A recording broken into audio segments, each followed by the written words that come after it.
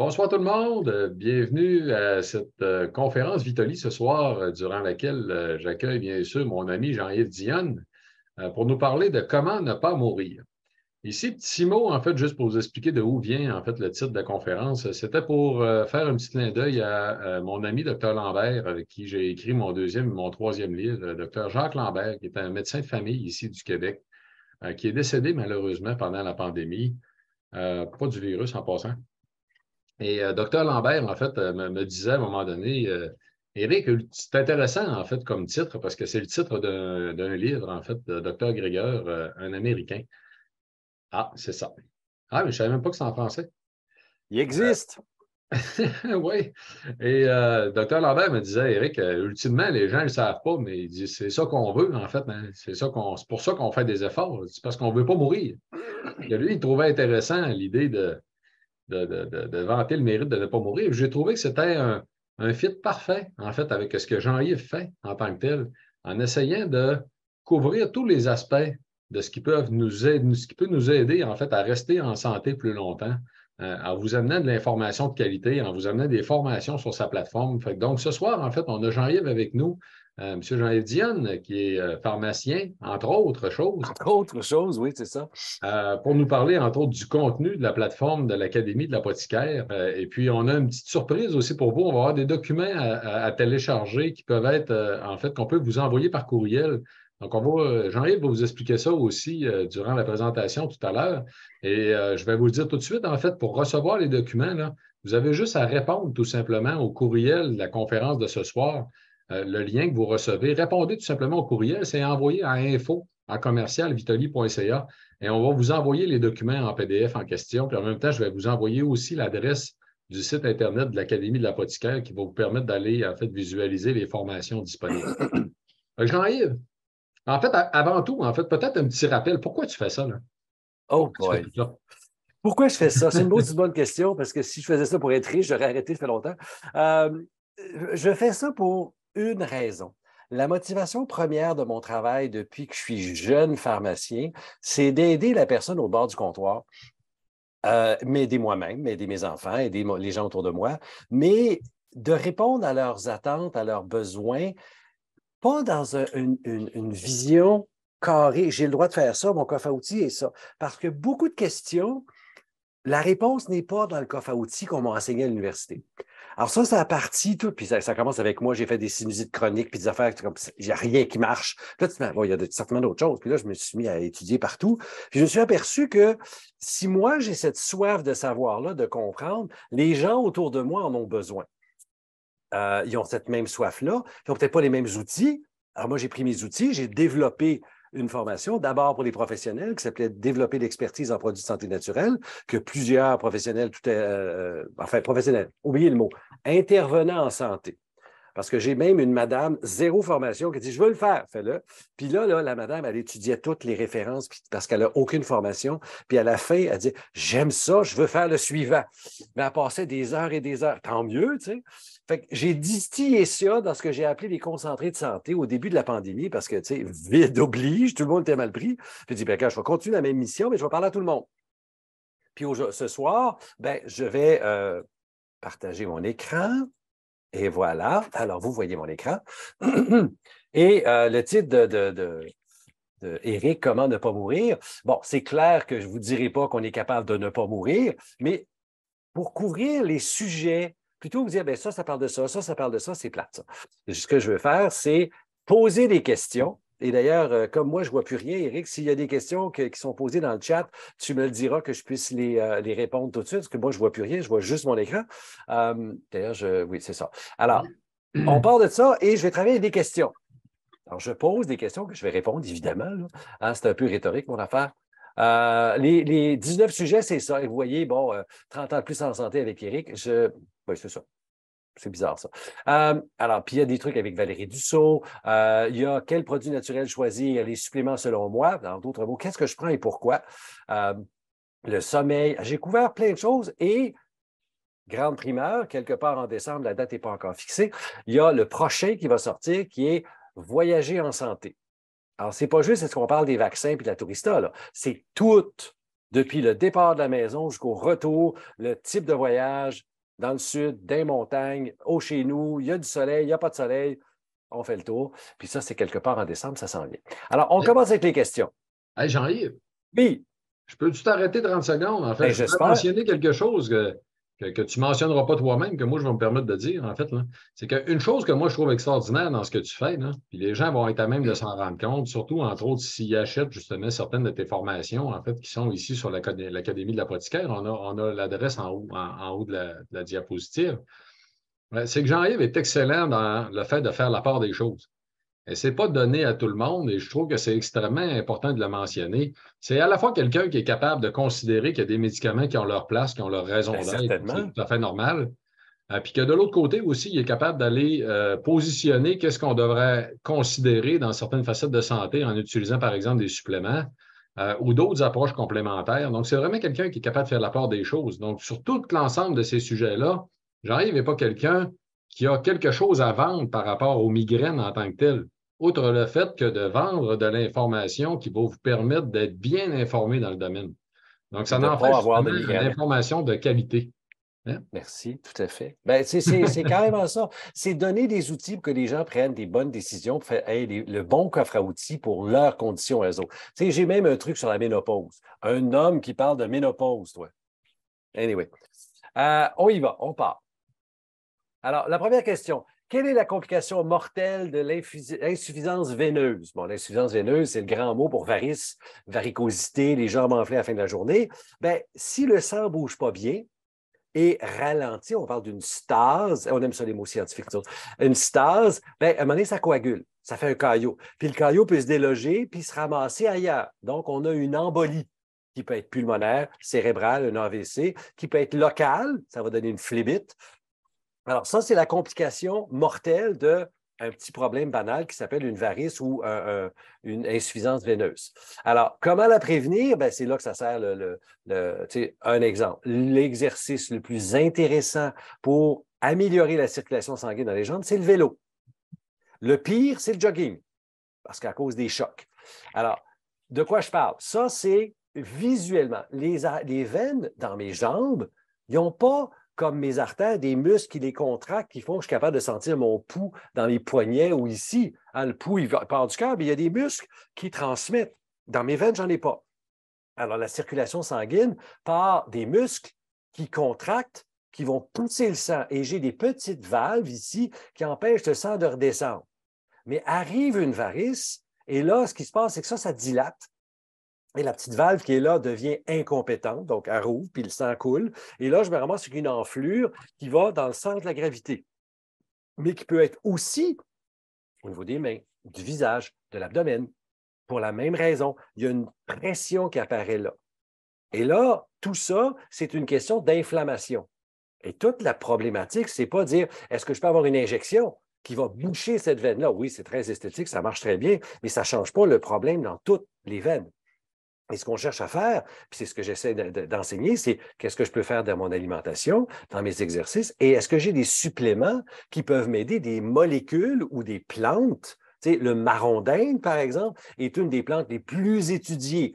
Elle a été le premier choix, elle n'est plus pour une raison. Pas parce qu'elle ne marche pas, elle est super efficace. Mais comme ça contient des molécules qu'on appelle des essines, qui sont, tenez-vous bien, des saponines, et vous entendez le mot savon là-dedans, ça peut être irritant pour l'estomac. Alors, c'est pour ça que ce produit-là a changé. Alors, plus on a d'inflammation, plus on se ramasse avec ça. Alors, vous voyez qu'ici, des belles jambes de jeune madame. Il n'y a pas une madame de 60 ans qui a des jambes de même. Là. Mais, et là, ça apparaît. Puis je trouve que le pont entre les deux est important. Je trouve qu'il y a des gens entre les deux. Moi, je suis entre les deux. Là. Parce que comme pharmacien, ayant travaillé debout, imaginez ce que j'ai dans les jambes, j'ai des varices. Puis quand j'étais jeune pharmacien, pas si jeune que ça, tout ce qu'on avait, nous autres, les gars, c'était des bas golf qui arrivaient et arrêtaient au bout. Devinez où c'est que ça s'est mis à éclater? Juste en haut. Alors, parce que les bas ont évolué aussi. Ça, c'est plus sévère. Et là, on voit plus tard des conditions de peau et éventuellement des ulcères, parce que la circulation sanguine est tellement mauvaise que ça ne peut plus cicatriser. Ça ressemble beaucoup à un ulcère de diabétique, ça. Puis vous voyez ici thrombose. Ça, c'est de ce dont je parlais, la complication mortelle, le caillot qui va éventuellement se déloger puis aller soit dans le poumon, dans le cerveau, et là, bang, ça peut être mortel. Dans un bon sommeil, je vous parle de Je touche dans le sujet d'André Perrault, qui a fait sa conférence en septembre, je crois, sur les médicaments, puis comme quoi on en prend trop, puis tout. Alors, est-ce que les troubles de sommeil augmentent le risque de mourir? La réponse, c'est vrai, c'est un facteur de risque de la plupart des maladies chroniques. C'est tout à fait vrai. Mais est-ce que prendre des médicaments pour mieux dormir, ça améliore, ça diminue le risque de mourir? Eh bien, on va y répondre à cette question-là. Alors, c'est très fréquent, la moitié du monde a des problèmes de sommeil. C'est drôle, au 20e siècle, l'insomnie, c'était la maladie du siècle. Au 21e siècle, c'est encore ça. Fait qu'on est comme des gens qui ont des problèmes à dormir parce qu'on est stressé, parce que ci, parce que ça.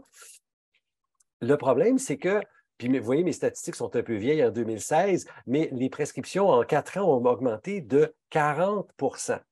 Mettez la pandémie là-dessus, on vient de doubler. Le nombre de personnes qui prennent du Zopiclone ou quoi que ce soit, c'est faramineux. Mais là, le problème, c'est que tous ces médicaments, même la gagne des aides, a des risques de dépendance. Alors, vous tombez dans un cercle vicieux où si vous ne prenez pas la pilule, ben, vous ne dormez plus. Alors, on a un problème, on est accro à ces pilules-là, même si on se fait dire qu'il n'y en a pas. Oui, il y en a même beaucoup. Et là, c'est ça. Prendre des médicaments pour dormir de façon moindrement régulière, ça c'est quelques fois par mois, augmente par un facteur de 5 fois, 500 votre risque de décéder. Je suis vraiment dans la conférence de André, là. Alors, qu'est-ce qu'on fait dans ce temps-là? Il y a d'autres choses. On va parler d'environnement, on va parler d'alimentation, on va parler de suppléments. La mélatonine, la valériane, la passiflore sont des choses qui n'ont pas ces risques-là. C'est sûr que des plantes, ça ne règle pas si j'ai un problème profond, mais ça va m'aider à atteindre un état zen qui va me permettre de dormir. Ça se peut que j'ai besoin d'aller en clinique de sommeil pour avoir de la thérapie comportementale, cognitivo-comportementale, oui, mais on a des outils qu'on peut utiliser. J'ai développé tout un tableau pour vous aider à trouver de quoi on parle quand on a besoin d'aide pour dormir.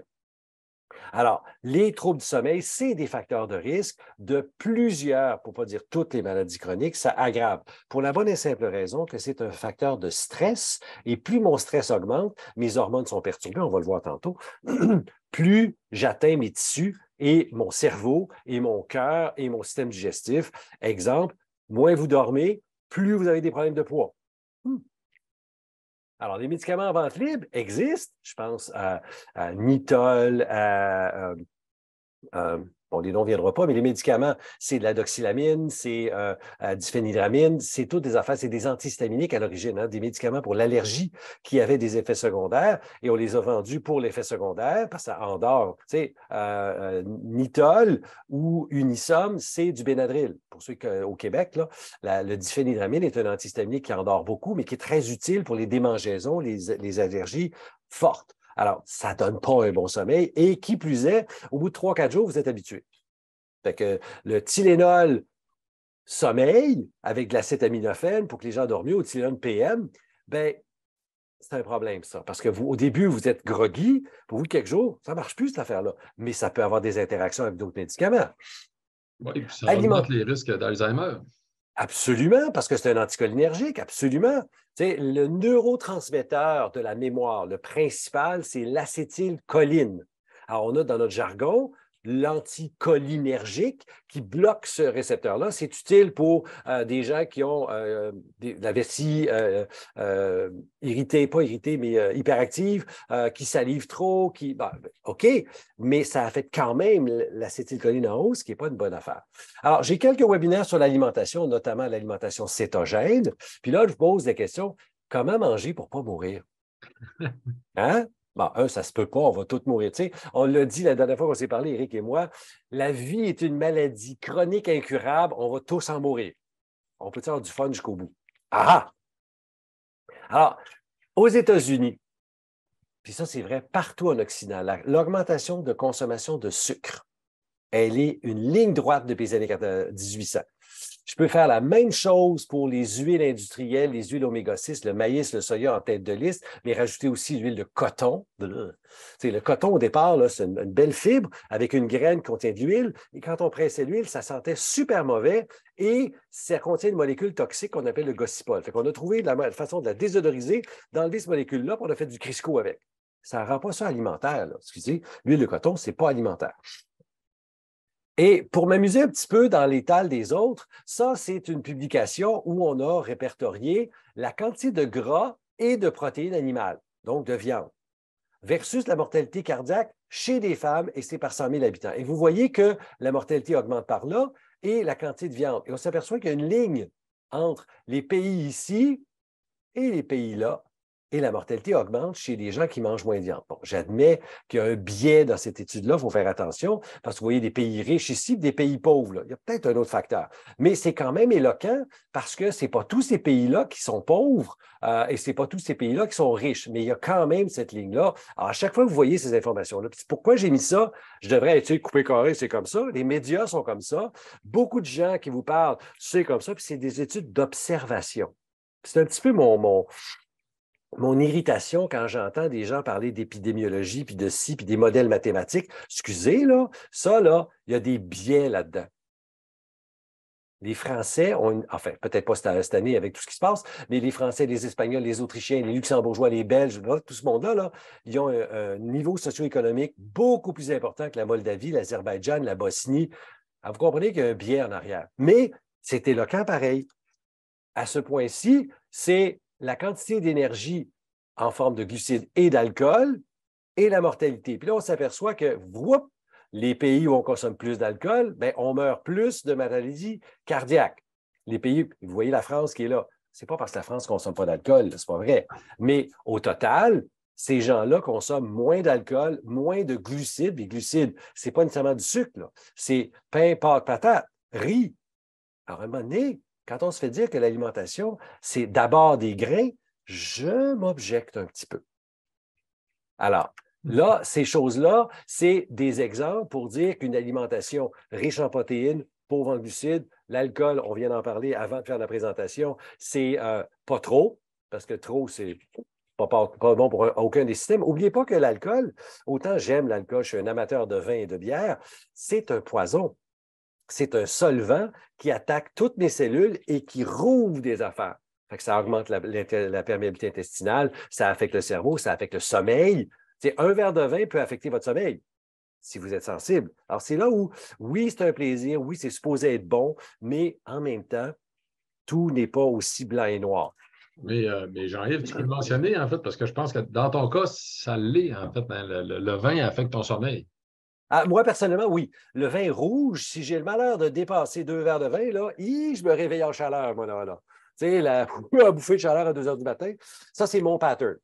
Et c'est là où, dans la vie, il faut les découvrir, ces patterns. Alors, le verre de vin, on va souper, un verre de vin en mangeant, ça va, j'en prends un deuxième, je suis fait. La bière, même chose. Là, je suis un grand fan de bière de microbrasserie. Si j'ai le malheur, si je m'en paye une par semaine, parce que plus que ça, le tour de taille augmente, puis 2, je me réveille la nuit.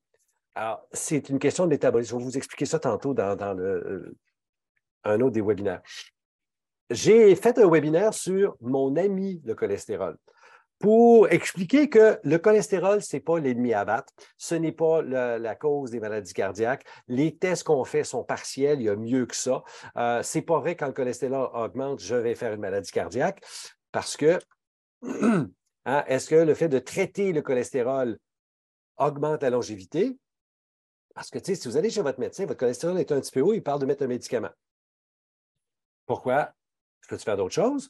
Puis là, est-ce que de prendre un médicament, je n'ai pas de facteur de risque, là. Je ne suis pas diabétique, je ne suis pas cardiaque, mon cholestérol commence à monter, j'ai 60, 70. Est-ce que c'est pertinent de traiter? Le médecin va dire oui, il est formé comme ça, puis on entretient cette formation-là. Mais regardez ce graphique-là. Ce que vous voyez dans ce graphique-ci, c'est une étude finlandaise, c'est écrit là. J'allais dire danoise, mais scandinave, finlandaise. Et ce qu'on a pris, c'est 700 personnes de plus de 75 ans. On les a regardées vivre et on a regardé le nombre de décès en fonction du taux de cholestérol. Et on s'aperçoit que les gens qui sont en haut des normes, ils meurent moins que les gens qui sont selon les normes en bas de 5. Ah! Le taux de cholestérol élevé est un facteur de longévité. Puis je me permets de le dire parce que ça, c'est juste une étude. J'en ai une douzaine qui disent la même affaire. Le taux de cholestérol passé 60 ans est un facteur de longévité. La question, c'est avant ça, qu'est-ce qu'on fait? Y a-t-il d'autres choses? Est-ce qu'il y a des facteurs de risque? Ça, je vous explique ça dans le webinaire Mon ami le cholestérol. Et ce qu'on voit, c'est 49 % moins de risque. La différence entre ça à 5 puis ça à 7, là, la ligne est grande. Moi, je préfère être en haut, là. plutôt qu'être en bas. Hey, Jean-Yves, on a Ah, une question en passant. oui, Est-ce que le cholestérol est important pour la santé cognitive? réponse oui en majuscule. Euh, Vos membranes cellulaires. OK, dans le cerveau, il y a un ordinateur qui est fait de cellules qu'on appelle des neurones, qui ont différentes fonctions, mais qui ont principalement la fonction de communiquer entre elles. La communication, vous avez déjà vu ça, des nerfs, des axones, hein, des grandes filants. Et un des principaux composants des cellules, c'est des molécules de cholestérol. Si je manque de cholestérol, ma structure se dégrade.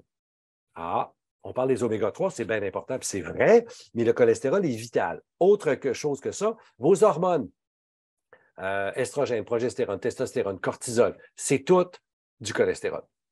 Et on s'est aperçu que les gens qui ont un cholestérol très bas ont tendance à avoir une même bonne santé cognitive en vieillissant. Les gens qui prennent des fameuses statines ont comme effet secondaire de la perte de mémoire. Fait qu'à un moment donné, il faut remettre en question, quand on donne un médicament comme une statine à quelqu'un qui a déjà fait un infarctus, j'ai rien à dire. C'est là qu'elles sont prouvées.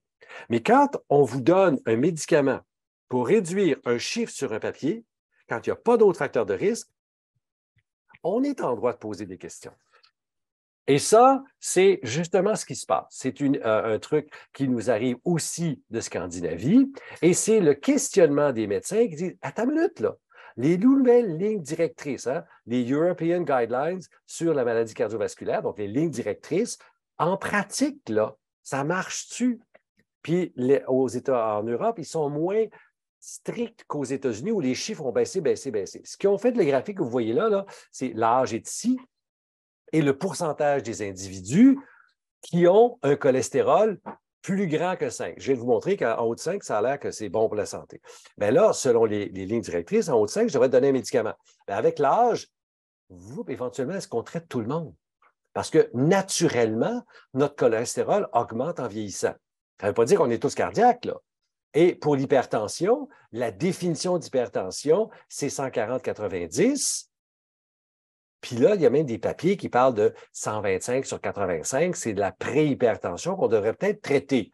Wow! Le seul traitement qu'on devrait faire, tant qu'à moi, c'est de gérer son stress, faire de l'exercice, changer son alimentation, pas prendre un médicament. Mais si on suit ce chiffre-là, vous voyez que ça aussi, ça monte avec l'âge. Et ce qui leur fait dire, est-ce qu'on devrait traiter tout le monde? Puis c'est un peu ça, le problème des lignes directrices qui sont contaminées par des intérêts. Puis ça, je ne suis pas tout seul à le dire. Il y a bien des gens qui n'aiment pas l'entendre. Mais à un moment donné, on se dit, hey, quand moi je suis sorti d'école, là, la tolérance à l'hypertension augmentait avec l'âge. Si quelqu'un de 75 ans rentrait au bureau du médecin puis avait 140-90, c'est correct, mon homme, c'est pas grave. À 40 ans, c'est pas la même affaire. Alors, c'est là où il y a quelque chose. Est-ce qu'on a besoin de médicamenter tous ces facteurs de risque? Bonne question.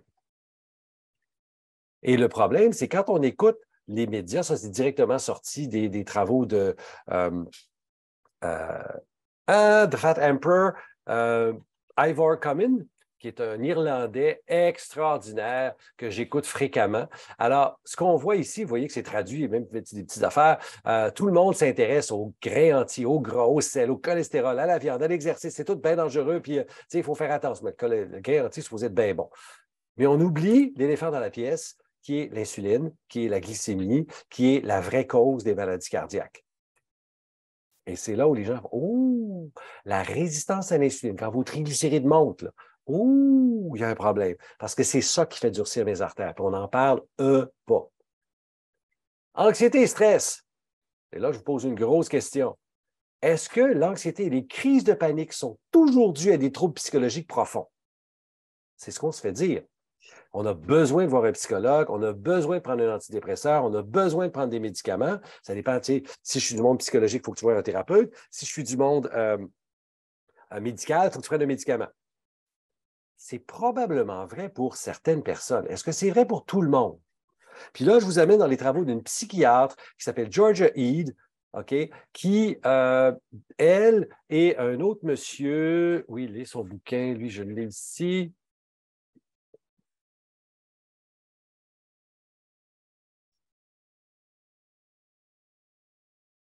Là, Jean-Yves, t'es figé? Hmm. Dis-moi pas qu'on a perdu Jean-Yves. Ah, attendez-nous un instant. On a peut-être bien problème technique.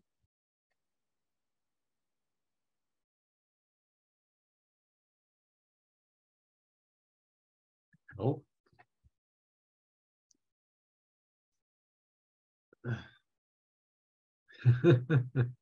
Non, c'est pas vous. Si vous voyez qu'il ne bouge plus, c'est normal, en fait. Il y a quelque chose, là. Jean-Yves est gelé.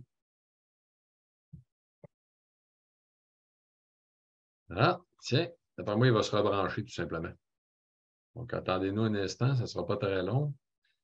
En attendant, pour ceux et celles qui avaient des questions, posez-les dans la boîte à questions. En fait, on va essayer de répondre à toutes les questions qui sont les plus à propos, qui sont en lien avec la conférence de ce soir, là. Mais je vais essayer d'aider Jean-Yves justement pour les questions. Donc, tu as un problème d'informatique? Ça a l'air, il y a quelque chose qui a lâché, là, fait que je m'en excuse platement. On va Pas de recommencer. Il y problème. a un fil qui a dû faire de quoi? Moi qui s'arrange, je pourrais tout emmener des fils pour que ça ne saute pas. Je vous ai déjà dit qu'il fallait être en filage. Alors, on recommence. Bon, PowerPoint, où Oui, es-tu? on était dans le stress et tu es en train de nous dire que est-ce que Oui, le bien, c'est ça, stress, je suis en c'est train de quoi vous des parler du causes? stress. Puis là, mon PowerPoint s'est éteint. Tout, bon, le voilà. Alors, vous voyez mon écran. Alors, Oui, ce c'est bon. graphique-là, ce qu'il explique, c'est la réaction du corps quand on Attends mange un peu, Jean-Yves, on ne voit pas ton graphique ici. Tu ne vois pas mon graphique? Non, là, on voit comme le fond de ton écran. Bougez pas. On va repartager l'écran. On va le faire comme ça.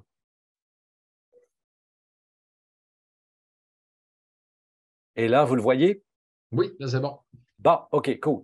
Je suis désolé. Vive les glitches techniques. De quoi faire monter mon stress et mon anxiété? Ben bon. Alors, ce que vous voyez, je m'excuse, c'est en anglais, c'est directement sorti des travaux de Georgia Ede. Vous voyez son nom ici. Alors, on mange un truc qui est soit sucré, soit riche en glucides, pain, pâte, patate. Et on a une réaction ici qui est le glucose qui monte dans le sang. Et il y a une hormone qui s'appelle l'insuline qui monte en même temps et qui a comme but de faire rentrer le sucre dans les cellules, mais elle est pas mal efficace, ce qui fait qu'à un moment donné, ça descend trop vite. Et là, on se ramasse avec un creux ici. Et quand le creux, la glycémie baisse trop vite ou descend trop bas, mon corps réagit avec des hormones de stress, l'adrénaline, le cortisol, le glucagon, etc. Et donc, j'ai les mêmes symptômes que si j'ai du stress. Alors, prenons un exemple. Vous êtes dans une ruelle, il y a un pitbull qui sort de nulle part, qui vous court après. Votre cœur palpite, vos muscles sont prêts à courir ou à vous battre ou à geler. Vous n'avez aucune circulation sanguine dans votre ventre parce que vous n'avez pas le temps de gérer, mais vous avez beaucoup dans votre cerveau parce que c'est le temps d'être hyper vigilant. Alors, remettons ça en contexte. Dans un autre, vous êtes sur le bord de la rue, il n'y a pas de pitbull, les mêmes hormones sont en circulation, vous avez le ventre qui fait mal, les muscles qui raidissent, l'esprit hyper vigilant, le cœur qui palpite, rajouter les transpirations, ça s'appelle une crise de panique ou une crise d'angoisse, qui peut être justement due à votre alimentation.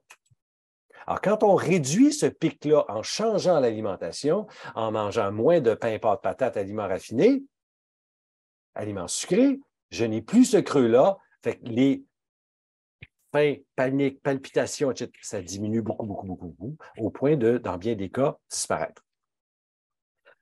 Hey, Le Jean-Yves, premier, oui. attends un petit peu, avant d'embarquer dans l'humilité, on avait une question qui est plus du côté de l'alimentation, en fait, mais étant donné que, bon, dans le stress, tu viens de parler aussi de la question de l'alimentation. On a quelqu'un qui demandait quel est l'impact si j'ai été diagnostiqué qu'un foie gras? Ah ah! Écoutez, le foie gras, là, c'est quelque chose, là, je vais être simple, facile à corriger. Il y a des suppléments, je peux vous parler de chardon-marie, lécithine et autres, c'est tout vrai, mais d'abord, le foie gras. Qu'est-ce qui fait que le foie devient gras? C'est que vous consommez trop de glucides, pain, pâtes, patates, aliments sucrés, boissons gazeuses. Le pire de tous les glucides, c'est le fructose qui arrive dans votre foie et à un moment donné dépasse la capacité du foie. Et là, qu'est-ce qu'il fait? Il ne sait plus quoi faire. Il fait du gras avec, qui commence par encrasser ses cellules. Il libère dans son sang. Ça donne les triglycérides qui montent. Puis à un moment donné, il n'y a plus de place et le foie devient de plus en plus gras. Alors, la meilleure façon de renverser ça, c'est de couper les glucides. C'est pour ça que à la clinique Reversa ou dans mes clients, on voit des renversements du foie gras de façon très rapide, et on parle de quelques mois, 6 mois, 9 mois, et hop, à l'échographie, le foie est redevenu normal, les enzymes hépatiques sont aussi redevenues normales, et donc, ça se renverse par l'alimentation. Parce qu'il n'y a pas de médicament qui renverse ça, ce n'est pas vrai. Il faut vraiment accepter de regarder ce qu'on mange et de changer ce qu'on mange. Et ce n'est pas les gras qu'on mange qui créent le foie gras, c'est les sucres qu'on mange. Alors, immunité. Le premier concentré de santé que j'ai fait, c'était l'immunité. Vous comprendrez que c'était le début de la pandémie. Entre autres, vous m'avez entendu, si vous m'avez écouté sur les médias sociaux, je m'objecte au message qu'on nous a mis dans la santé publique où on ne peut rien faire à part rester chez soi, porter le masque, laver les mains, puis prendre un vaccin. Mais l'immunité, là, c'est quelque chose de modulable, c'est quelque chose qu'on peut améliorer, quelque chose dont on devrait prendre soin. Puis ça, c'est pas rentré dans le discours public et ça m'insulte fortement. Alors, est-ce qu'il y a moyen de prévenir les infections ou de renforcer le système immunitaire? La réponse, c'est oui. C'est pas vrai que je vais les éliminer, mais je vais améliorer ma capacité de réagir et je vais même augmenter ma capacité à ne pas attraper. Parce qu'il faut comprendre une chose, le virus, quel qu'il soit, là, grippe, rhume, coronavirus, virus syncytial, je vais en parler tantôt, ce n'était pas dans mes webinaires, mais j'en ai profité parce que l'occasion est trop belle, ce n'est pas quelque chose que le corps ne connaît pas. Oui, la COVID-19, c'était un truc qui sort d'un laboratoire de Wuhan, OK, mais il a muté puis il est devenu juste un autre coronavirus. Il y en avait déjà 4 dans le marché, là. On a juste un 5e. Ah, tiens donc. Et donc, ces virus-là, le corps les connaît. Alors, il y a des gens qui vont attraper le virus et n'auront pas de symptômes. On les appelle des asymptomatiques. Par contre, il y a son voisin ou sa voisine qui attrape le même virus, ramasse à l'urgence aux soins intensifs, puis là, est sur le bord de mourir. C'est quoi la différence? Est-ce que c'est juste un jeu de dés puis c'est un cadeau divin? Pas tout. Ça a rapport au corps, à sa façon de travailler, puis aux nutriments. Puis je vais vous parler d'un nutriment, la fameuse vitamine d'ione, la vitamine D. Alors, dans le cas du virus syncytial, celui qui remplit l'urgence de Sainte-Justine, là, bien, sachez que les enfants qui ont un taux de vitamine D trop bas ont 6 fois plus, 600% de plus, là, 6 fois plus de risque de développer une maladie respiratoire par rapport aux ceux qui ont un taux sanguin correct. Ah, jamais on nous dit ça. C'est clair que si mon enfant rentre à l'hôpital ou il est chez moi puis c'est la fin du monde parce qu'il est malade et je ne sais pas quoi faire, il est trop tard pour la vitamine D. C'est dès le début, puis je vais aller plus loin que ça, dès dans le ventre de maman, maman devrait prendre de la vitamine D puis l'enfant devrait en prendre toute la naissance. Au Québec, on n'en a pas. On n'est pas en Côte d'Ivoire ici. Le soleil nous en donne un tout petit peu, quelques heures par jour l'été, puis on se fait dire de mettre de la crème solaire parce qu'on va tous mourir du cancer. Puis l'hiver, on n'en a pas. Fait que fondamentalement, les gens qui ne prennent pas de vitamine D au Québec ou en France, ceux qui sont de la France, bon, ceux qui nous ont écrit de la Guadeloupe, oubliez ce que je dis, vous en avez en masse. Mais nous, pas. Par contre, si en Guadeloupe ou à l'Équateur, vous fuyez le soleil, comme la plupart des gens, parce qu'il fait trop chaud, il faut quand même avoir une certaine portion de soleil sur une certaine partie de la peau pour faire de la vitamine D. Bon, c'est clair que l'épidémie de carence de vitamine D est moins vraie dans le sud qu'ici, mais elle est réelle pareil. Chez les adultes, pour tous les virus respiratoires, on réduit le risque de 70%. C'est 3/4, cela, là, entre attraper ou pas, faire la grippe ou pas. C'est impressionnant, là. Et le papier qui est ici, là, de M. Martineau, 2017, l'équipe a refait le travail en 2021, ils sont arrivés à la même conclusion. Fait que c'est comme, OK, la vitamine D, c'est la pierre angulaire d'un système immunitaire qui fonctionne. Dans le cas du coronavirus, l'autre pilier, c'est la résistance à l'insuline, trop de glucides. Les gens qui sont prédiabétiques, syndrome métabolique, cardiaque, etc., sont beaucoup plus à risque que ceux pour qui la glycémie et le tour de taille est contrôlé. Et qui plus est, vitamine D, et là, ce qui est fascinant, là, c'est que ce n'est pas juste le taux de vitamine D par rapport à faire la maladie, c'est avoir un test positif. Plus votre vitamine D augmente, plus votre risque d'attraper le virus diminue. Pourquoi? Parce que vous le combattez avant qu'il rentre. C'est fascinant, cela, là. Et si on avait dit ça au mois de mars 2020, au lieu d'avoir une folie furieuse sur les bras et avoir des gens qui étaient paranoïaques, on aurait eu des gens qui auraient été avec un sentiment de contrôle. Alors, je peux parler du zinc de la même façon, je peux parler des habitudes de vie, de l'alimentation, le rôle du sucre qui détruit votre système immunitaire. Bien, ça, on n'en parlait pas. Bien, ça, j'en parle dans le webinaire immunité. Tu avais une question, Éric? Oui, bien, ici, non, je veux juste souligner qu'on parle juste de 191 779 personnes. Merci de pointer ça. C'est une petite étude. Oui, c'est ça. C'est ça. Alors, c'est là où ce qui me choque, puis d'ailleurs, Éric et moi, on a un plan pour vous faire une présentation une fois par mois, probablement que dans quelques semaines, on commence, où on va se fâcher. Alors, on va chialer ensemble, on aime ça, chialer, lui et moi, sur des sujets comme ça. La vitamine D, pourquoi on n'en parle pas? Les études, puis on se fait dire que ce n'est pas vrai, puis on va critiquer. Vous allez voir, ça va s'en aller. Alors, j'ai un webinaire avec Valérie Dussault sur la détox. Puis là, on se fait dire par des grands orthodoxes, la détox, c'est inutile, le corps se décrasse tout seul, il n'y en a pas besoin. Bien, t'as une minute, là. Pourquoi il y a des maladies d'intoxication? Pourquoi il y a des maladies digestives? Pourquoi il y a de l'embonpoint? Pourquoi il y a des maladies de peau? Je peux continuer, là. Il y en a tout plein. La goutte, par exemple, c'est une maladie d'intoxication où il y a une molécule que je devrais éliminer naturellement, qui s'appelle l'acide urique, et qui s'accumule dans le sang au point de se déposer dans le gros orteil puis faire atrocement mal. Des maladies d'intoxication. Alors, est-ce que faire une détox, c'est utile ou pas?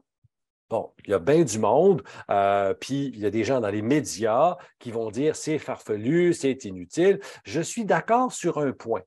La plupart des kits qu'on vend, moi, j'aime pas. Surtout quand on y met des laxatifs stimulants, comme le cascara, il faut lire les étiquettes, le séné, le latex d'aloès, je ne parle pas du gel, je parle du latex, la bourdaine, il y en a tout plein.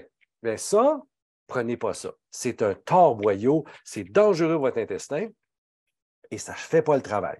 Alors, ici, c'est un tableau qui a été fait et repris par plein de monde. Ce que vous voyez la forme du foie, vous voyez des phases de détoxication des molécules. Alors, votre corps, quand il absorbe une toxine ou un médicament ou même une hormone que vous fabriquez, il va avoir une première phase où on va rendre cette molécule-là plus soluble dans l'eau.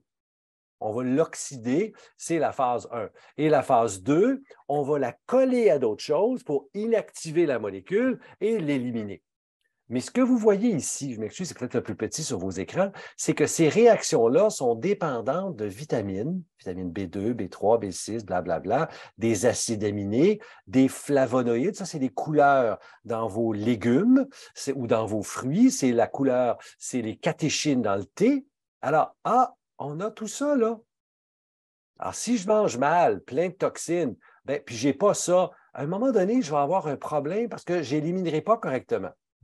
Ce métabolite intermédiaire-là, il est plus soluble dans l'eau et pour aider à empêcher qu'il soit dangereux parce que je suis entre deux affaires et je peux accumuler, exemple, si la toxine dont je parle, c'est de l'alcool, le métabolite final, c'est du vinaigre, c'est de l'acide acétique. Entre les deux, il y a une molécule qui s'appelle de l'acétaldéhyde, excusez le grand mot, mais ça, là, c'est ce qui donne la gueule de bois.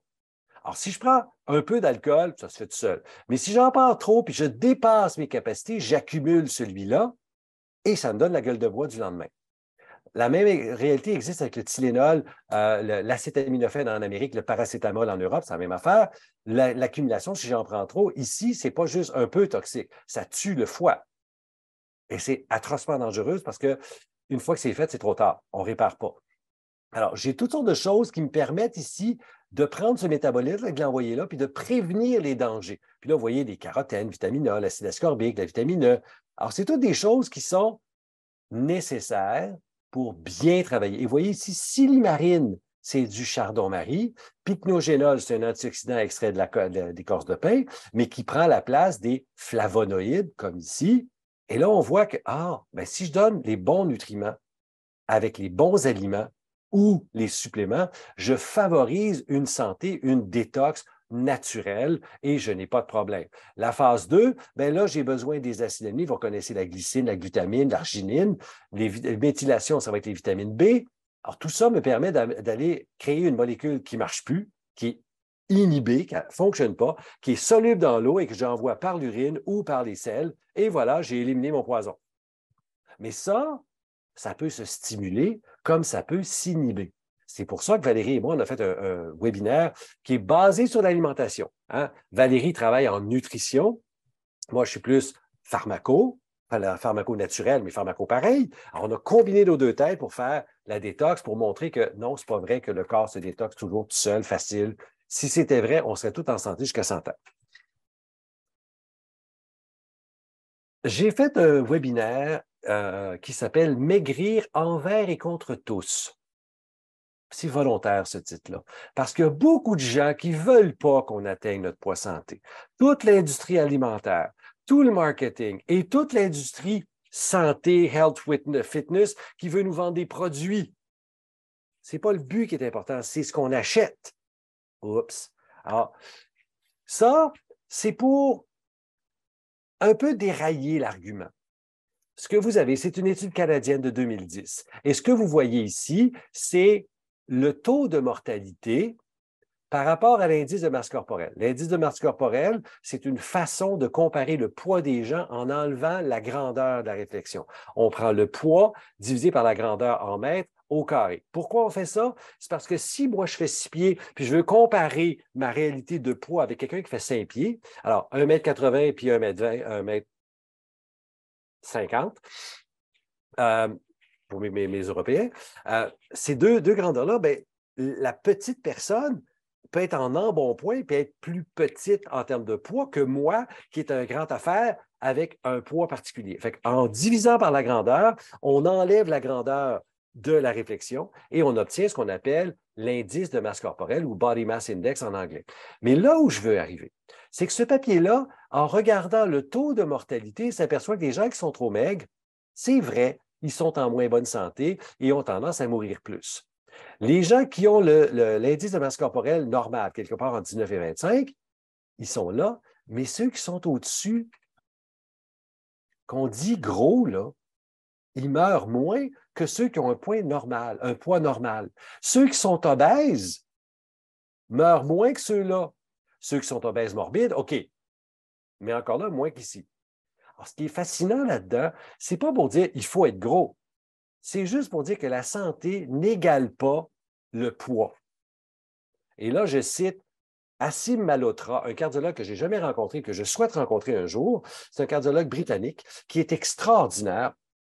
Il y a eu son émission de TV où il allait voir dans des familles de gens cardiaques et ne faisait que changer les habitudes. Change telle affaire dans tes armoires, telle affaire, telle affaire, telle affaire, puis revenez les voir 6 mois plus tard et la santé s'améliorait avec l'alimentation, avec des choses de base. Ah, mais là, Jean-Yves, qu'est-ce qu'on entend par une santé métabolique? Un indicateur, c'est quoi un bon indicateur de santé métabolique?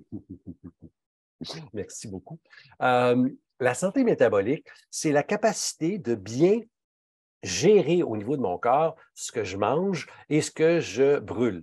Alors, quelqu'un qui est en mauvaise santé métabolique, on va parler de syndrome métabolique. Et là, qu'est-ce qu'on voit? Le tour de taille commence à augmenter ou il commence à prendre du poids puis ça ne veut pas perdre. Combien de gens, ça? Mais là, je ne sais pas ce qui se passe. J'ai pris 2, 3 livres, 5 livres par année depuis 5 ans. Ça. Le sucre dans le sang se met à monter. Pas nécessairement diabétique, juste, il n'est pas là où il devrait être. Si on le mesurait, l'insuline aussi se met à monter parce qu'elle est moins efficace. On parle de résistance à l'insuline. Tantôt, je vous ai parlé des triglycérides. C'est une des mesures qu'on met dans le cholestérol. Il augmente, parce que ça, c'est fait par le foie à partir du sucre. Et la dernière mesure, parce qu'il y en a d'autres, mais celle dernière dont je vais parler, c'est le fameux bon cholestérol, le HDL, qui baisse. Et ça, c'est la mauvaise santé métabolique. Alors, si en changeant mon alimentation, le stress agit négativement là-dessus. Je gère mieux mon stress, j'apprends à mieux m'écouter, mieux travailler, mettre mes limites, etc.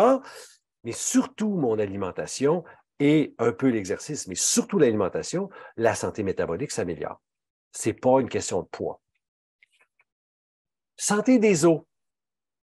Alors, j'en ai un qui s'appelle Santé des os, qui parle d'abord d'ostéoporose, encore là pour désamorcer le discours de peur qui fait dire à une madame qui rentre chez le médecin, qui se fait dire, vous avez des os d'une vieille de 80 ans, vous allez casser, il faut prendre un médicament.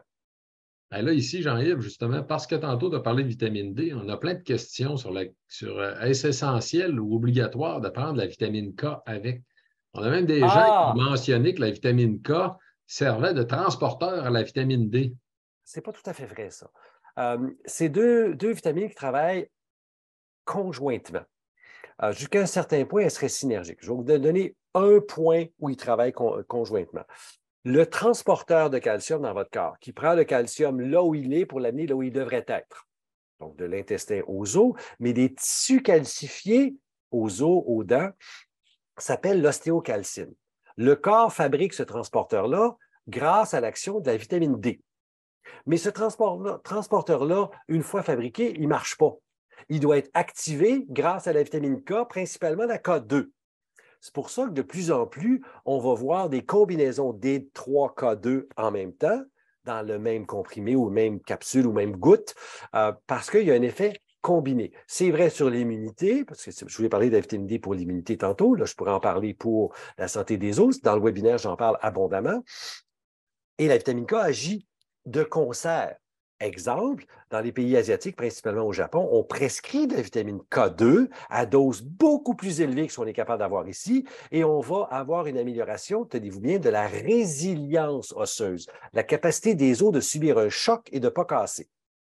Parce que ça n'agit pas beaucoup sur la densité périphérique, ça agit à l'intérieur de l'os. Alors, on a à l'intérieur de l'os une structure en forme d'éponge qu'on appelle l'os trabéculaire. Trabéculaire, c'est-à-dire des petits ponts. Pensez à un pont en fer. Alors, Québec, le pont de Québec, Montréal, le pont Jean-Cartier, en France, je ne sais pas, mais des ponts faits en structure de fer qui ont des armatures internes. Bien, c'est l'armature interne qui fait que le pont tient. Ce n'est pas le truc externe. Alors, la vitamine K agit là. Alors, la question, c'est est-ce que c'est nécessaire de prendre de la K ou de la K2? La réponse, c'est non. C'est utile, certainement. Tantôt, je disais la vitamine K, la vitamine D, c'est nécessaire parce qu'on n'en fabrique pas assez. C'est tout à fait vrai. La K, je peux en avoir. La K1, c'est mes légumes verts. Fait que manger des légumes verts. La K2, c'est les fermentations, c'est les fromages, par exemple, c'est les viandes. Mon intestin, mon microbiote peut en faire un petit peu, mais dans un cas de doute au niveau osseux, cognitif, moi, je rajoute la vitamine K. Donc, à partir d'un certain âge, pour moi, c'est un automatisme. Mais pas dans le sens que c'est obligatoire, dans le sens que c'est mieux. Ça répond-tu à la question? Alors, j'aime beaucoup, ça vient de papier scientifique, sérieux, où on regarde les gens qui ont une densité osseuse faible. Tout ce qu'on leur donne, c'est des médicaments. Et vous voyez dans les mains d'un des squelettes, c'est Frax. Frax, c'est, puis ça, je le discute abondamment dans le webinaire, c'est le calculateur que votre médecin peut utiliser pour avoir votre risque de fracture à partir de la densité. Puis l'exemple que je donne dans le webinaire, je prends une femme ayant une densité un peu basse, puis la seule variable que je vais changer diapo après diapo, c'est l'âge. Et l'âge va faire varier le risque tout seul. Et quand je fais changer la densité, ça ne change presque pas. C'est pour ça qu'à un moment donné, il faut garder une certaine distance. Alors, il y a des médicaments qui augmentent le risque de fracture. Puis d'ailleurs, dans le même papier qu'avait la caricature, il y a un autre truc où on voit des singes dans un arbre, deux bonhommes en bas, puis il y a un singe écrasé à terre, mort. Puis là, ils font ceux en haut, les singes, disent ben, c'est triste, il a glissé puis il est tombé. Puis en bas, il dit c'est dommage, il n'a pas pris son médicament pour l'ostéoporose. Alors, des médicaments qui augmentent le risque de fracture. Parce que soyons clairs, peu importe la densité osseuse que vous avez, si vous ne tombez pas, vous ne casserez pas. T'sais? On commence. Il y en a une collection, là, des médicaments qui ont un rôle à jouer, mais qui peuvent augmenter le risque de fracture. Le Depo-Provera, qui est utilisé et a été utilisé beaucoup comme contraceptif, c'est une injection à longue durée, bien, ça diminue la densité osseuse. Dans la page d'avant, j'avais la cortisone, qui est nécessaire quand il y a trop d'inflammation. Mais à long terme, elle va vous faire vidanger votre calcium. Alors, c'était mes sujets d'aujourd'hui. Mais là, j'ai les deux fameux cadeaux dont Éric parlait. On a deux questionnaires. Le premier, c'est êtes-vous à risque de fracture? Alors, c'est un peu longuet, c'est sur plusieurs pages, mais si vous voulez, lisez ça, répondez, puis je vous fais calculer à la fin, avez-vous vraiment un risque de fracture? Au-delà de la densité, là, avez-vous un risque? Parce que des gens qui ont une petite ossature, ils ont toujours eu une petite ossature.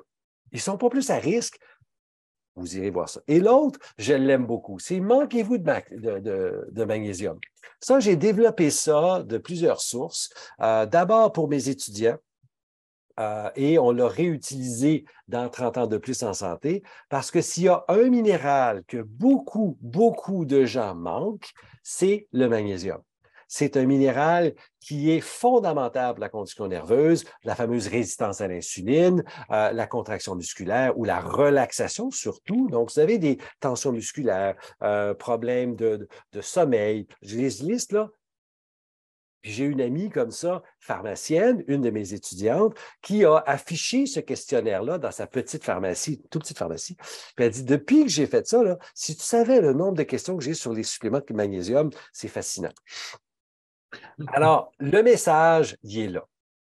La santé, c'est pas une prise de médicaments, puis la maladie, c'est pas une carence de médicaments. Les médicaments sont nécessaires, surtout dans les maladies aiguës.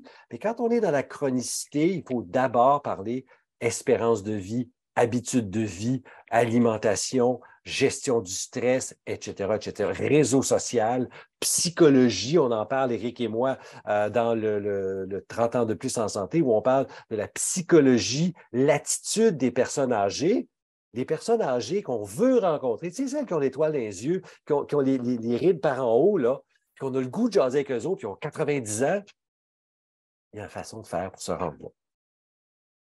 Alors, c'était mon topo d'aujourd'hui. Vroom. Alors, si vous voulez plus d'informations, académie.apothicaire.ca ou carrément Franchement Santé, JY Dionne, vous pouvez me rejoindre. Je suis partout. Voilà!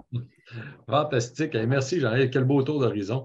En fait, ça permet justement de mettre en valeur un contenu vraiment génial que tu as à l'intérieur de l'Académie de l'apothicaire. Comme tu l'as mentionné tantôt, c'est 19 sujets différents. Hein, donc, on a effleuré quelques-uns des sujets. Tu n'avais pas de contenu, entre autres, de celle de 30 ans de plus en santé. Oh, j'en avais tout plein. J'ai juste voulu faire des punchs plus intéressants parce que 30 ans de plus en santé, par exemple, est-ce qu'il y a une façon de manger pour vieillir en meilleure santé? Est-ce qu'il y a une façon de faire de l'exercice? Les centenaires, c'est des petites fourmis, ce n'est pas des marathoniens. C'est des gens qui bougent tout le temps. Il y a une façon de faire de l'exercice pour améliorer sa santé. Alors oui, il y a plusieurs choses, mais j'ai préféré choisir, parce que j'avais une heure, là. Ben, c'est ça, je vous invite à regarder sur l'Académie de l'apothicaire. Vous allez voir des descriptions de toute façon de chacune des formations. C'est que ça va vous donner une bonne idée, en fait, du contenu en tant que tel. Mais sachez aussi que quand vous faites la formation, vous pouvez télécharger les diapositives. Vous avez aussi du contenu qui accompagne aussi plusieurs des formations que vous pouvez télécharger, écoute, avoir accès, puis vous y avez accès pendant 6 mois. Bon, l'idée, c'est que toutes mes formations ont un PowerPoint, ont un document. Tiens, je vais m'amuser un petit peu à vous montrer comment ça marche. Alors, toutes les formations, qu'elles soient pour monsieur, madame, tout le monde ici, ou qu'elles soient pour les professionnels en bas, c'est des formations. Alors, disons que je vais aller chercher 30 ans de plus en santé. Clic. Là, vous avez la description. Et nos deux bonhommes sont là. C'est approuvé par des associations. Vous avez des exercices, mais pas des objectifs pédagogiques. Parce qu'à la fin des présentations, il y a un petit test que vous avez le droit de prendre si ça vous tente. Vous n'êtes pas obligé, mais ça vous permet d'avoir une petite attestation si le cœur vous en dit. Mais vous avez les PDF des PowerPoint qu'on utilise, les références, toutes sont mises avec le lien pour cliquer, plus des documents utiles, dont ici le questionnaire carence en magnésium que je vais vous donner au retour du courriel. Alors, puis on a des objectifs d'apprentissage. On est reconnu par les différentes associations, notamment la Société de formation et d'éducation continue du Québec, qui me confère, pas confère, c'est pas vrai, ils ont un standard. Et je me conforme à ce standard-là parce que je veux que les gens en aient en masse. C'est drôle parce que j'ai comparé ce que je fais, puis au prix qu'on les fait, d'ailleurs, avec ce que j'ai vu dans l'expérience naturelle, les gens qui sont en Europe. je suis des fois un quart du prix de ces gens-là. Soyons clairs, mes formations sont vraiment de calibre universitaire. Vous avez plus que vous voulez. Vous pouvez les revoir tant que vous voulez pendant 6 mois. Télécharger les documents, ça vous appartient. C'est fait pour être utilisé, pour apprendre de quoi et y revenir pour vraiment être capable de dire c'est quoi exactement là, le document il est là. Ah, écoute, c'est parfait, ça, c'est vraiment génial. Et Jean-Yves, peut-être encore quelques questions avant de terminer. En fait, il est déjà pratiquement 8 heures. En fait, merci à tout le monde d'avoir été avec nous. On va prendre encore quelques questions. Je vais regarder dans la boîte à questions-réponses. Mais il y a quelqu'un Allons-y. qui nous posait une question que j'ai trouvée intéressante, qui demandait si pour un diabétique, on était mieux de prendre de l'aspartame ou du stevia versus utiliser du miel ou du sirop d'érable. Oh, la bonne question. Euh, Commençons par faire une différence entre l'aspartame et le stevia. L'aspartame est un édulcorant, un agent sucrant, sans calories, artificiel, et le stevia, c'est un agent sucrant d'origine naturelle. Le stevia goûte sucré, mais va truquer mon corps à produire quand même les mêmes réactions que si j'avais du sucre. Ce qui fait que si je n'ai pas de sucre dans l'aliment, qu'est-ce qui se passe? J'ai faim après. Si j'ai du sucre dans l'aliment, je l'absorbe plus avec l'aspartame. Le stevia n'a pas montré d'impact sur l'insuline. Alors, à tout prendre, le stevia, l'érythritol, le fruit des moines, l'allulose, la tomatine sont des sucres qui sont sans sucre, qui sont acceptables. Le miel, le sirop d'érable, le sucre de coco, ce sont des sucres naturels, certainement, pas raffinés comme le sucre blanc, mais ce sont des sucres pareils. Alors, pour le diabétique, surtout type 2, attention, c'est un piège. Vous allez quand même voir votre sucre monter dans le sang, peu importe le produit. Alors, on veut, dans une dynamique de sortir du problème de diabète, on veut diminuer notre goût du sucre.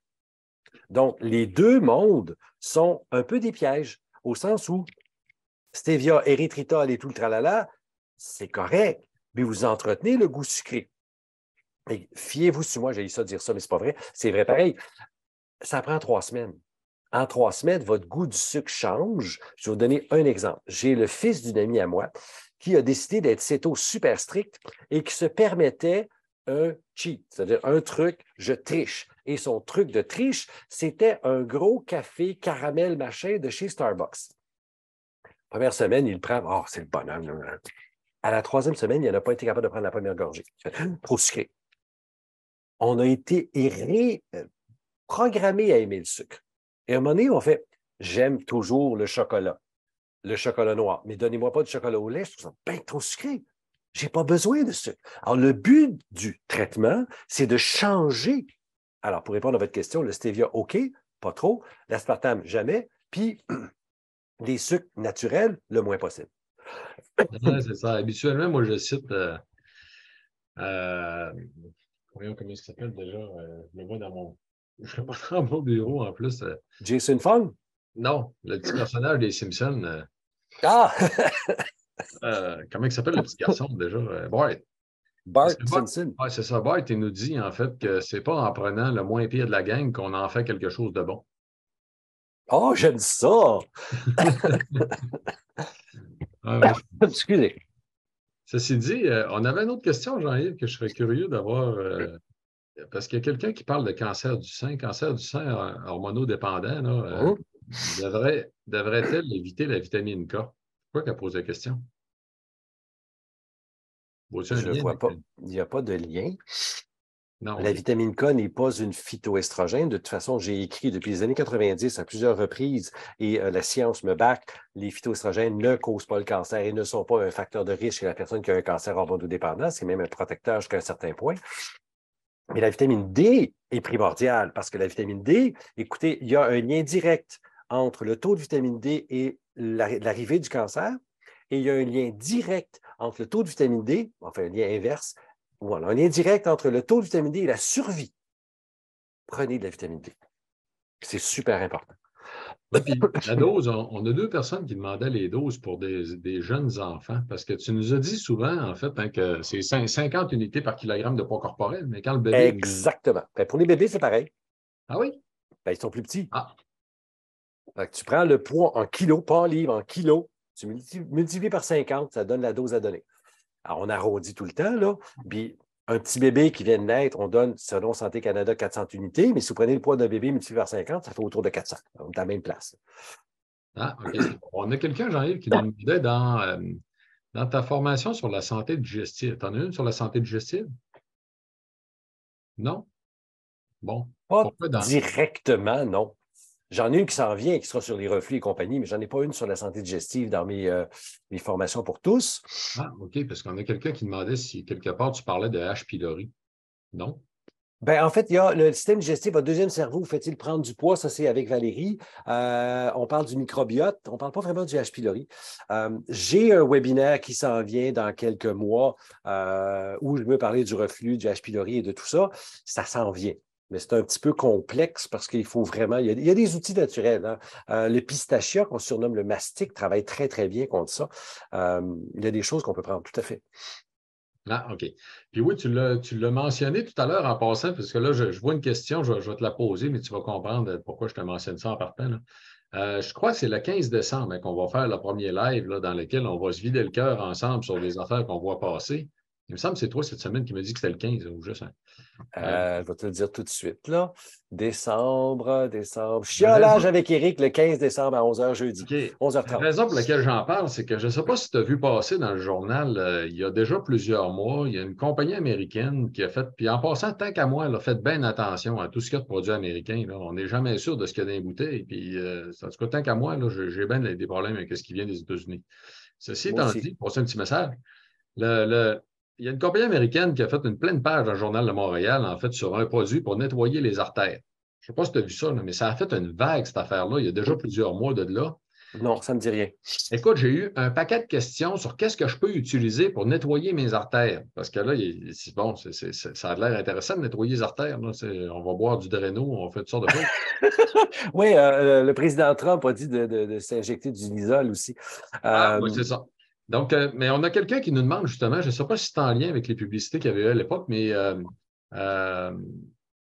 est-ce réaliste de penser pouvoir nettoyer mes artères fortement athéromateuses? la réponse, c'est, bon, oubliez le mot nettoyer, là. Les seules substances qui vont aider à réduire la plaque, c'est les oméga-3 à dose thérapeutique.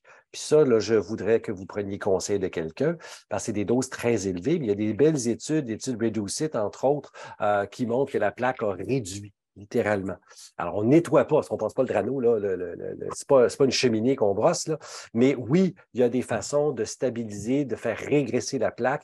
Jusqu'à combien, je ne le sais pas. Est-ce qu'on renverse la maladie cardiaque? C'est un débat là-dessus.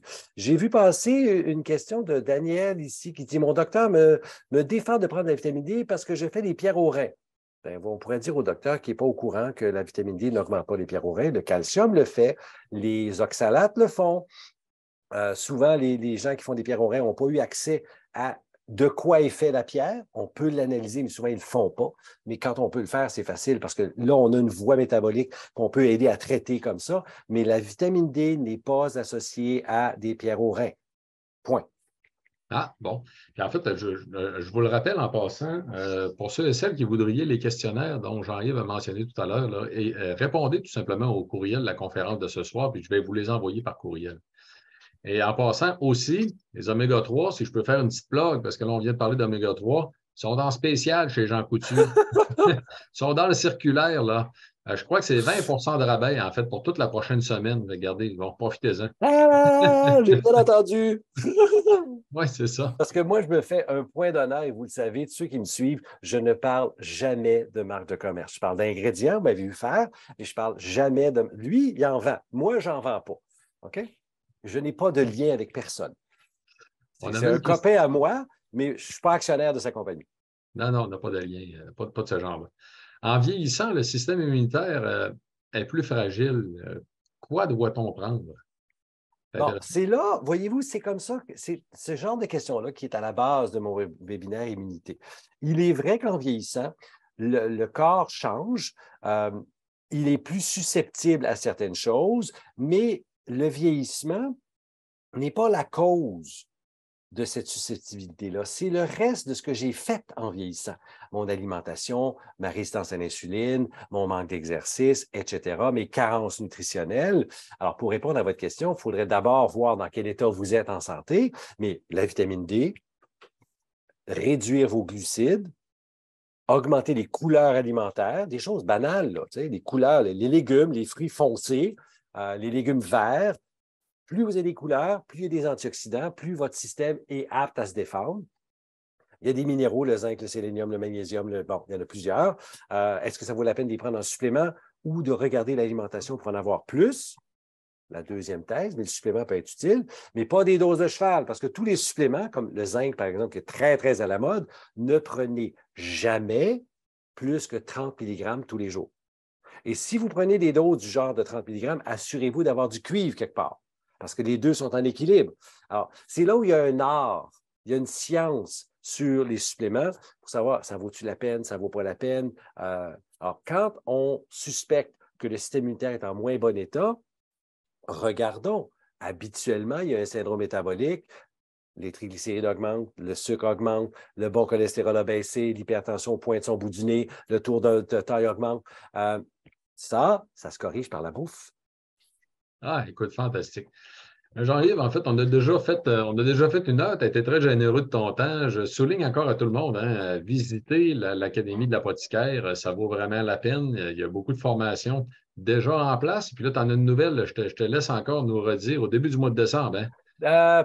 Plutôt autour du 15, la date n'est pas sortie encore, là, mais dans cette semaine-là, probablement, c'est voyager en santé. Alors, ce n'est pas juste santé-voyage, vaccins et tout. Oui, je vais parler de quelques vaccins, c'est vrai, mais je vais parler de qu'est-ce que je peux faire pour pas avoir mal au cœur en avion, pas attraper le premier rhume du bar parce que mon voisin de bain l'a attrapé, pas attraper la tourista ou quoi faire si je l'attrape.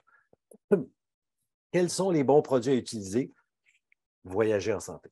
Donc, juste avant Noël, ça va être une bonne période parce que, écoute, c'est évident, je crois que cet hiver, il y a beaucoup de gens qui vont voyager, dû au fait que les 2 dernières années, c'était difficile. C'est Ça déjà va commencé. recommencer, Là, donc c'est tout à les fait à chiffres ont point. fait. Et Merci puis, encore, en fait. Suzette, non, c'est pas vrai que 2000 unités, c'est toxique pour le foie, en passant. C'est à peine une dose suffisante. Alors voilà, j'ai fini.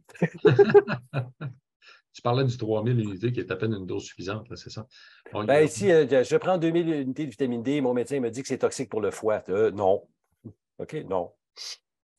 Puis en passant, il n'y a pas de problème, en fait, à tout prendre la dose de la semaine dans la même journée. Ça, oui. Moi, je ne suis pas un fan de la dose hebdomadaire parce qu'il y a quelques données qui montrent que ça serait plus efficace de prendre par jour que par semaine. Chose certaine, par mois, c'est absurde. Ce qu'ils font en Europe, là, une ampoule par mois, Ah oui, c'est c'est vrai. pas dangereux, mais c'est moins efficace, beaucoup moins efficace. Ah, puis c'est quoi? Parce qu'on éliminerait les trop tôt, peut-être? Il y a des mécanismes, oui. C'est juste qu'on a besoin d'un taux stable. Fait que quand tu prends une grosse dose, tu fais une pointe puis tu redescends. Fait qu'à un moment donné, tu atteins le bon taux, puis à un moment donné, tu es plus bas, puis tu es plus haut, puis c'est moins efficace. Alors, on ne prévient pas les chutes.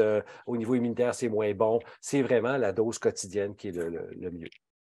Ah, OK. Ah, écoute, c'est super intéressant. Merci beaucoup, en fait, pour ton temps, Jean-Yves. Je te remercie encore. Et je l'ai mentionné à plusieurs reprises. Écrivez-nous, en fait, répondez tout simplement au courriel et puis je vais vous envoyer tout simplement les documents, les questionnaires qui ont été mentionnés, en fait, dans le document PDF. Fait que sur ça, bonne fin de soirée, Jean-Yves. Au plaisir de te revoir bientôt. En fait, c'est le 15, hein, je crois que tu as mentionné. Oui, ça? Oui, le jeudi 15. Bon. Chiolage avec Éric. C'est ça que j'ai dans mon agenda. Ah, écoute, ça va être fantastique. On va s'amuser.